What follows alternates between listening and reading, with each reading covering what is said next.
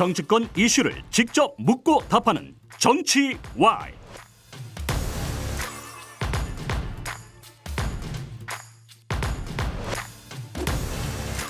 혼돈의 주말을 보낸 여당 상황, 국민의힘 조혜진 의원의 견해도 한번 들어보겠습니다. 어서 오십시오. 예, 반갑습니다. 조혜진입니다.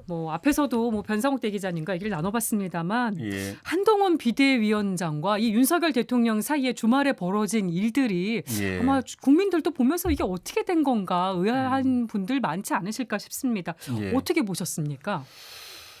총선 앞두고 당정이 이렇게 그 힘을 합해서 어려운 상황을 헤쳐나가야 될 이 참 상황인데 오히려 이런 일이 벌어지니까 너무 좀 안타깝고 걱정도 많이 되고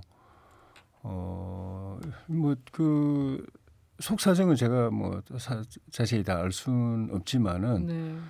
어쨌든 결론은 빨리 수습을 해야지 이대로 그대로 두거나 이게 더 악화되면은 선거를 제대로 치를 수 있을까 싶을 정도로 걱정이 큽니다. 근데 개혁신당의 이준석 대표 같은 경우는 이게 예. 약속 대련이라 그래서 네. 짜고 치는 거 아니냐, 미리 만들어진 전략 아니냐 이렇게 제기를 했는데 이런 가능성도 있다고 보십니까?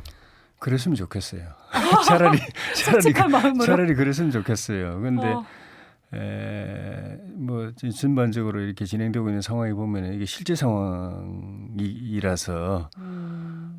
굉장히 심각하게 느껴지고 네. 하여튼 여러 사람들이 나서서 빨리 이거를 풀어야 되겠다. 네. 수습하고 그 당정이 신뢰관계를 빨리 회복을 해야 되겠다. 이게 쭉 진행된 거 보면 신뢰관계 문제가 생긴 것 같아요. 예. 그 당정 지도부가 수뇌부가 비공개로 대화한 것이 그냥 공개가 다 돼버리고 알려졌죠. 또 한동훈 비대위원장 본인도 사퇴 요구를 받았다는 식으로 이제 그렇게 다 이제 얘기를 했고. 이야기를 하고 이런 것들이 국민의 알 권리에 어느 정도 충족되는지 그런 건 모르겠지만 그렇게 되면은 나중에 이후부터는 서로가 이렇게 마음 터놓고 중요한 일을 의논할 수가 없어요. 그러려면 당정이란 게 관계가 없는 겁니다. 이름만 당정이지. 서로 솔직하게 대화하고 중요한 일을 의논할 수 없는 관계면은 그건 당정 관계가 아니거든요. 근데 앞에서 변성욱 대기자님도 지적을 해주셨습니다만 이번 일 예. 그동안 당정 관계가 너무 수직적이라는 비판도 받아왔고 예. 근데 이번 일은 당무 개입 또 대통령의 정치적 중립 의무 위반 아니냐 요 얘기가 많이 나오고 있습니다. 저는 옛날부터 똑같이 이야기를 했는데 예. 당이 의사결정을 하는 데 있어서는 모든 당원들이 참여할 권리가 있고 자기의 의견을 제시할 권리가 있습니다. 특히 그 중에서도 이제 의원들은 더 그런 기회가 더 많죠. 네. 의원총회 같은 데 대해서 당의 주요한 현안에 대해서 심지어 인사 문제까지 예민한 그런 문제까지 의원들이 자기 의견을 공개적으로 제시하기도 하고 또는 다른 쪽으로 해서 누구를 추천하기도 하고 예. 그런 당의 중요한 그 현안 결정할 때 다들 의견 제시를 하거든요. 저도 그런 사람 중에 한 사람이고. 근데 대통령은 우리 당원 중에서 제일 큰 당원입니다. 당원은 당원인데 대통령의 의무가 법상에 규정돼 있는 부분이 있지 않느냐. 민주당도 그걸 지적하고 있거든요. 그거는 이제 대통령은 여야를 초월한 그 국민의 대표고 예. 또 선거를 관리하는 입장이기 때문에 여야 관계에 있어서는 어느 한편을 들면 안 됩니다. 예. 여당 편만 들어서 야당에게 불공정하게 하고 불이익 주면 그건 정치 중립 위반입니다. 그런데 이건 당내 문제에 있어서 당원으로,서 의견 제시하는 거 그거는 별개 문제죠. 그건 저는 가능하다고 늘 주장을 해왔고. 당원으로서의 의견 제시로 봐야 한다는 입장이신 거고요. 예. 근데 그 내용이 이제 저도 마찬가지지만은 당의 발전에 이제 순기능적으로 도움이 되는 방향으로 누구든 간에 어떤 당원이든 간에 의견 제시를 할 필요가 있다는 거 그런 거지 하는 것 자체가 문제가 된다고는 저는 생각지 않습니다. 네. 이번 논란이 표면상으로는 공천 문제가 거론이 됐습니다만 지금 예. 김건희 여사 논란이 본질 아니냐는 시각이 많습니다. 예. 그중에서도 이제 김경률 비대위원의 마포울 출마 관련해서 이제 한동훈 비대위원장이 공개 지지를 선언했던 거, 예. 요 일을 두고 이제 사천 논란이 거세게 일었는데 요건 어떻게 보셨습니까? 그 국민의힘의 공천은 그 한동훈 비대위원장 본인도 이야기한 바대로 어쨌든 최종적으로는 본인 책임으로 진행되는 겁니다. 예. 실무적인 거는 공관위에서 위원장을 중심으로 진행하지만 최종적으로는 최고위원회에서 그러니까 비대위에서 자기가 비대위원장으로 있는 비대위에서 의결을 하게 되어 있습니다. 그래 네. 법적으로 확정되는 겁니다. 그리고 그 결과에 대해서는 공관위원장도 뭐 책임이 없다고는 할 수 없겠지만은 결국은 비대위원장이 책임지는 거예요. 네. 자기 책임하에서 하는 건데 그렇지만 또 그렇기 때문에 또 지켜야 될 것도 있는 거죠. 그러니까 그 김경률 비대위원을 그렇게 소개했던 거는 뭐 나름 의미도 있고 소개하는 것 자체는 저는 괜찮다고 봐요. 이분 출마하실 겁니다. 네. 그리고 우리 당 그 승리를 위해서 큰 역할을 할 겁니다.까지는 공개적으로 이야기할 수 있다고 보는데 네. 지역을 콕 찍어 가지고 여기에 출마한다고 해버리면 그거는 권한을 가진 최종 공천 최종 책임과 권한을 가진 사람이 그래 말해버리면 공천 확정의 효과가 누구나 다 그렇게 인식되거든요. 김성동 당협위원장이 반발하기도 했어요. 당협위원장하고 그 당원들도 그냥 깜짝 놀라가지고 네. 현장에서 그랬다고 저는 들었거든요. 현장에는 없지 않았는데 그런 것들이 조금 논란의 그 소지를 제공한 측면도 있지 않았겠는가. 뭐 본인은 그런 디테일한 부분까지는 생각하지 못하고 했을 수는 있는데 예. 그런 것들이 앞으로 비대위원장으로서 그 역할을 수행해 나가는 데서 하나의 또 경험이 될 수도 있겠죠. 예. 근데 김경률 비대위원 관련해서 논란이 또 하나 있는 부분이 예. 이제 방송에 출연해서 김건희 여사 논란과 관련해서 마리 앙뚜아네트의 비유를 하면서 예. 이제 문제점을 지적한 거 납작 엎드려서 사과해야 된다고 말했던 부분이 예. 이제 대통령실의 영린을 건드린 거 아니냐는 이런 지적도 있습니다. 이 발언은 어떻게 받아들이세요? 근데 본인도 그렇게 발언하고 나서 나중에 마리 앙투아네트에 비유한 거는 잘못했다라고 있고 또 코멘트가 해명을 있었어요. 했죠. 네. 실제로 또 마리 앙투아네트가 했다는 말 뭡니까 뭐가 없으면 뭘 먹으면 밥이 없으면 빵을 먹으면 되지 않냐 뭐 이런 말인데 하여튼 그런 말 자체도 사실은 이렇게 제가 쭉 그 자료를 읽어보면 검증되지 않았던 그 당시에도 마리 앙투아네트를 공적으로 표적으로 삼아 가지고 그 뭐 요즘 표현을 한다면 가짜 뉴스가 막 횡행하던 시절에 검증되지 않고 뭐 왕비가 이런 말 했다더라 해서 민심을 선동해 가지고 충동해서 그게 이제 혁명의 열기로 모으는데 하나의 작용을 했다 이런 분석도 또 있거든요. 예. 그래서 그런 걸 함부로 인용하는 것도 좀 좋지 않다고 생각하는데 더구나 본인이 그건 자기가 좀 잘못한 것 같다고 이야기를 했기 때문에 그거는 이제 그렇게 뭐 스스로 정리를 했고 의원님도 조금 문제가 있었다고 보시는 것 같습니다. 뭐 본인이 그렇게 문제가 있다고 생각을 이렇게 인정을 한 상황이고 네.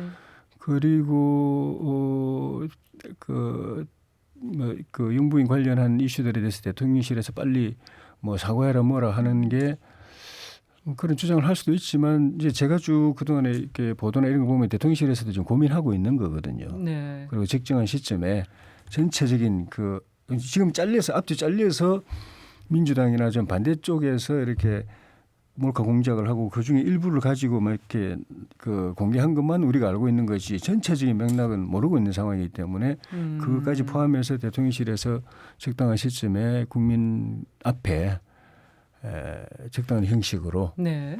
적절한 형식으로 입장 표명을 하려고 지금 고민하고 있는 걸로 지금 다 알려져 있거든요. 근데 지금 뭐 상황을 보면 고민 중이라고 하셨지만은 예. 정면 돌파를 해야 된다는 의견과 예. 불필요한 논란을 키울 필요가 없다는 의견이 좀 갈리는 것 같기도 합니다.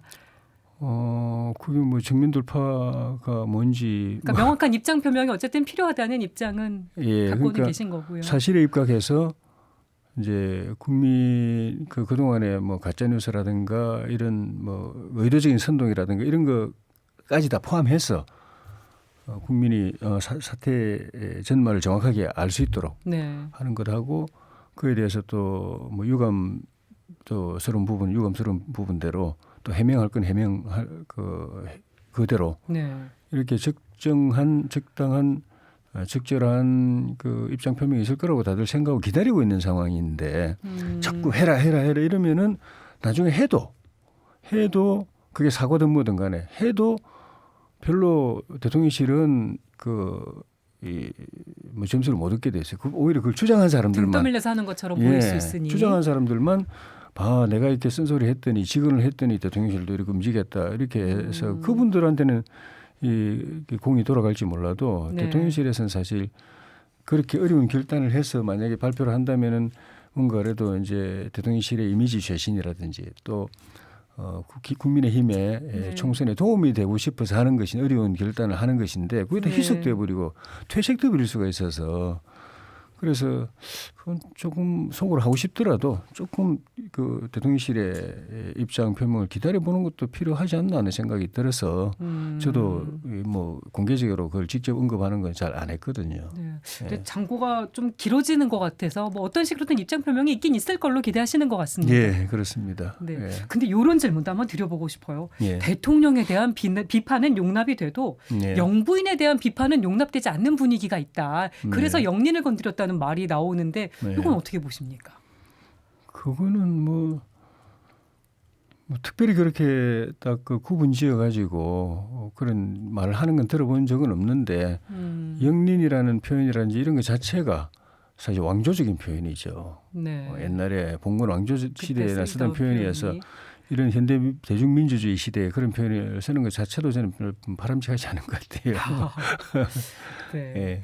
그리고 이 질문도 드려볼게요. 지금 뭐 아직 뭐 확정된 건 아닙니다만 상황을 더 봐야 됩니다만 여당 예. 지도부가 또 교체되는 거 아니냐. 어쨌든 대통령실에서 사퇴 요구가 있었던 건 맞으니 예. 그동안 지도부 교체가 워낙 많았었잖아요. 이번에도 정말 교체 수순을 밟게 될 것인가 아니면 파국은 면하고 봉합이 될 수 있을 것인가 어떻게 보십니까? 봉합이 돼야죠. 수습이 돼야죠. 그 지난 20대 국회 4년 동안에 우리 그 당시에는 뭐 자유한국당, 미래통합당 그 이름으로 내내 비상체제였어요. 정상체제가 없었습니다. 그렇죠. 계속 비대위 했는데 결국은 좀 심하게 말하면 망했거든요. 근데 우리도 지금 대통령 임기 2년 거의 이제 밖에 안 지나가고 됐는데 있죠.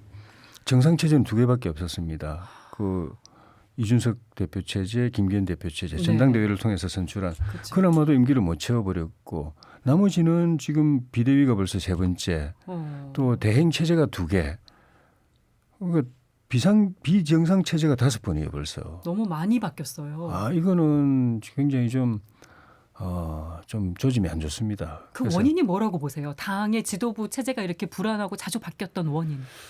뭐 여러 가지로 뭐 분석할 수도 있는데 당에 어려운 문제가 생겼을 때 당 전체가 이렇게 정말 깊이 그 고민하고 성찰하고 하면서 근본적인 문제를 제대로 진단을 하고 그에 대해서 근본적인 해법을 내놓지 않고 미봉책으로 늘 그냥 땜질식으로 그냥 그 임기응변식으로 그 기술적으로만 대응을 하니까 그냥 뭐 아주 뭐 쉽게 나오는 게 비대위 가지 뭐 그리고 비대위 하면 외부 인사 뭐 데려오고 뭐 그리고 또 이름 좀 참신한 사람들 좀 데려오고 뭐 그러면 되는 거 아니야 이런 식을 매너리즘에 빠져가지고 계속 반복을 해왔고 충분한 성찰이 부족했다. 예 그래서 그렇게 하면은 그 과거의 실패 전체를 밟게 돼서 이번에 이 문제는 어떻게든 깊은 성찰을 통해서 문제를 해결하고 또 수습하고 그렇게 가야지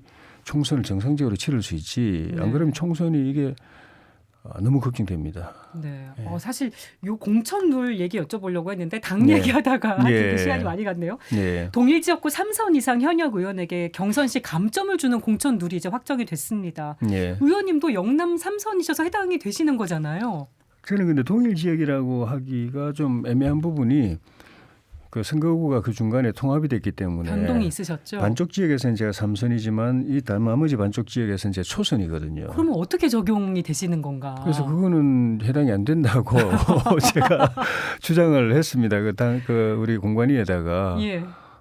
나머지 그 3개 초선한 지역 그 통합이 된 것 때문에 제가 얼마나 많은 어려움을 겪었는지 그 프리미엄 누린 게 아니라 기득권을 누린 게 아니라 그 때문에 굉장히 어려웠던 부분을 소상하게 설명하고 그것도 그게 저만 그런 게 아니더라고요. 지금 충북 청주의 정우택 의원님, 박덕흠 의원님, 김재원 비슷한 경북의 사례. 김재원 의원님도 있고 예. 딴 데도 또 있는지 모르겠습니다만은 그분들도 똑같이 이 문제 제기를 했고 저는 공식적으로 공관위에다가 그 공문을 보냈습니다. 이제는 하셨군요. 해당하지 않습니다라고 해서 결과를 기다리고 있는데 그걸 떠나서 삼선 동일 지역에 삼선했다는 것이 뭐 기득권이냐?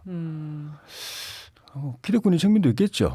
그렇지만 거꾸로 현역 의원들은 매일 의회에서 출퇴근을 하고 있는 사이에 도전자들은 지역에서 그냥 일주일 내내 1년 365일 누빌 수 있는 그런 거는 오히려 역으로 불리한 부분이 있습니다. 네.